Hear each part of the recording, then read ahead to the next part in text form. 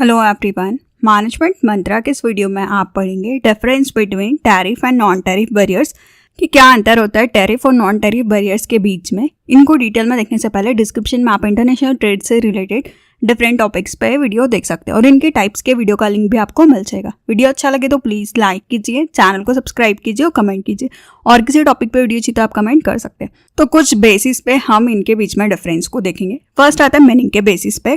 Tariff barriers are taxes or fees imposed by the government on import in order to protect domestic industries and boost revenue for the government। जो tariff barriers होता है ये tax और fees होती है जो कि government द्वारा जो भी गुड्स इंपोर्ट हो रहे हैं उस पे लगाई जाती है। मतलब कि आप जो भी गुड्स इंपोर्ट कर रहे हैं दूसरी कंट्री से, लाइक कार, लैपटॉप, मोबाइल, उनके ऊपर टैक्स को लगा देते हैं, ड्यूटीज को लगा देते हैं या फीस को लगाते हैं, वो होता है टैरिफ बैरियर्स, ताकि आप आपकी डोमेस्टिक इंडस्ट्रीज को प्रोटेक्ट रख सके। मतलब कि अगर फॉरेन से जो चीजें हैं अगर वो कम प्राइस में आएगी तो जो आपका डोमेस्टिक इंडस्ट्रीज बिजनेस है वो अगर ज्यादा प्राइस में बना रहा होगा तो वो खत्म हो जाएंगे। तो इसलिए जरूरत होती है कि आप टैक्स को लगाएं जिससे कि उनका भी प्राइस इंक्रीज हो जाएगा, गवर्नमेंट का भी रेवेन्यू होगा और डोमेस्टिक इंडस्ट्रीज भी बची रहेगी कि वो भी अपने प्रोडक्ट को सेल कर सकती है। ये होता है टैरिफ बैरियर्स। फिर आता है non tariff barriers. Non tariff barriers include all the limitations other than tax imposed by the government on import in order to protect domestic enterprises and discriminate against new entrants। जो non tariff barriers होता है ये भी limitation और restrictions ही होती है, पर ये टैक्स के अलावा जो भी गवर्नमेंट दूसरे तरीके अपनाती है, लाइक लाइसेंसिंग हो गया, कोटा हो गया, कुछ क्वांटिटी फिक्स कर देती है, कुछ अलग तरीके टैक्स ना लेके, मतलब प्राइस में चेंजेस ना हो, उसके अलावा जो तरीके होते हैं वो नॉन टैरिफ बैरियर, मतलब टैक्स और ड्यूटीज को नहीं बढ़ाती, बाकी और कुछ तरीके अपनाती है जिससे कि वो इम्पोर्ट को कम कर सके। ये भी डोमेस्टिक इंडस्ट्री को प्रोटेक्ट करने के लिए, और जो भी नई इंडस्ट्रीज आ रही है, जो नए लोग इंटर हो रहे हैं, जो नए देश चाहते हैं कि आपके देश के अंदर इंपोर्ट करें, उनसे भी रोकता है। तो ये दूसरे तरीके आप अपनाते हैं रेस्ट्रिक्शंस को लगाने के लिए। सेकंड आता है परमिसिबिलिटी के बेसिस पे tariff barriers. The world trade organisation authorised its member to impose tariff barriers but only at reasonable rate. जो वर्ल्ड ट्रेड ऑर्गेनाइजेशन होता है उनके पास पावर रहती है कि वो कितना टैरिफ लगाएंगे, मतलब वो कितना टैक्स लगाएंगे, और वो भी आप रीजनेबल रेट पे लगाते हैं ताकि प्रोडक्ट का प्राइस बहुत ज्यादा हाई ना हो जाए।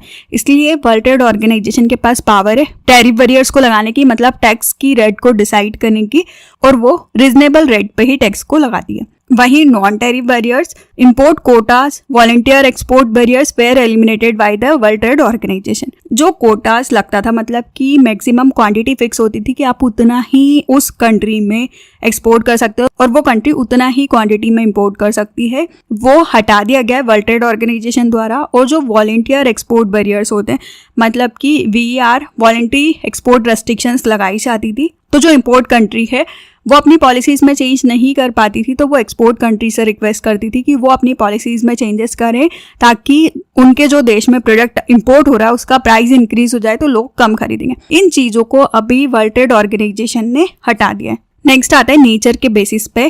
Tariff barriers are explicit in nature और non tariff barriers are implicit in nature. जो एक्सप्लिसिट होता है वो डिस्क्राइब करता है बहुत क्लियर चीजों को कि आप उनको इजीली समझ सकते हैं, तो वो होता था टैरिफ बैरियर्स कि आप उन चीजों को पता है कि आपको कितना % टैक्स लगेगा, आप उसको क्लियरली जानते हैं, उनके बारे में क्लियर है।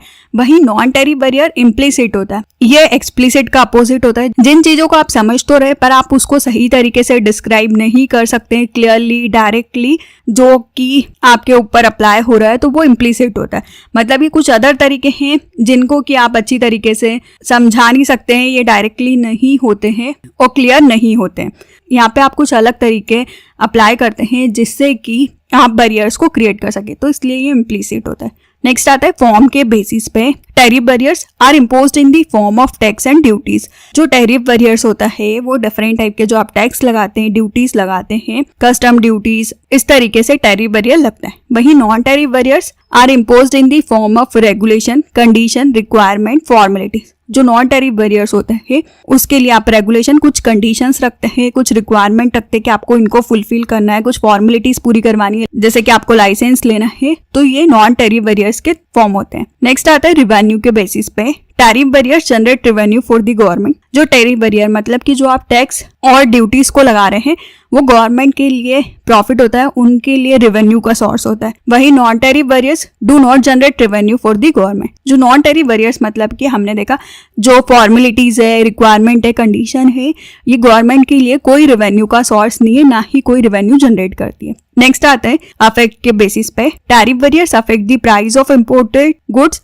जो टैरिफ बैरियर्स होते हैं ये जो भी गुड्स आप इंपोर्ट कर रहे हैं उसके प्राइस को बढ़ाते हैं। अगर आप ज्यादा टैक्स चार्ज कर रहे हैं तो जो पर्टिकुलर प्रोडक्ट का प्राइस है वो इंक्रीज हो जाएगा। वही non tariff barriers affect the quantity और price both of the imported goods. जो नॉन टैरिफ बैरियर्स होता है ये क्वांटिटी को और प्राइस दोनों को अफेक्ट करता है इंपोर्टेड गुड्स की, पर मेनली क्वांटिटी को। क्या आप कोटा फिक्स कर रहे हैं मतलब मैक्सिमम क्वांटिटी को ही इंपोर्ट कर सकते हैं। वॉलंटियर एक्सपोर्ट रेस्ट्रिक्शंस में आप प्राइस पे फोकस करते हैं कि प्राइस इंक्रीज हो जाएंगे उस कंडीशन में, तो ये दोनों को अफेक्ट करेगा। नेक्स्ट आता है monopolistic organisation. Tariff barriers as the government charges tariff barriers monopolistic organisation prices can be controlled. जो गवर्नमेंट होती है वो चार्ज करती है टैरिफ बैरियर्स को, जिससे कि जो मोनोपोली ऑर्गेनाइजेशन है उनके प्राइस को आप कंट्रोल कर सकते हैं कि वो बहुत ज्यादा चार्ज नहीं कर सकते हैं, बहुत कम नहीं कर सकते हैं, डंपिंग पॉलिसीज का यूज करके कि वो अपने देश में तो ज्यादा में बेच रहे हैं पर जो फॉरेन कंट्री में एक्सपोर्ट करते हैं वहां पे वो कम प्राइस रखते हैं ताकि उस मार्केट को कवर कर सके। तो गवर्नमेंट टैरिफ के थ्रू उसको कंट्रोल कर सकती है। वहीं non tariff barriers the monopolistic organisation charges high rate for low output. जो मोनोपोलिस्टिक ऑर्गेनाइजेशन होते हैं वही ज्यादा प्राइस लेते हैं क्योंकि आउटपुट कम है, क्योंकि कोटा फिक्स है तो आप लिमिटेड क्वांटिटी ला सकते हो, उतना ही प्रोडक्ट आपके पास अवेलेबल है तो आप उसके लिए हाई प्राइस लेंगे कि आपके पास क्वांटिटी लिमिटेड है। नेक्स्ट आता है प्रॉफिट के बेसिस पे। Tariff barriers profit made by the importers can be restricted through tariff barriers.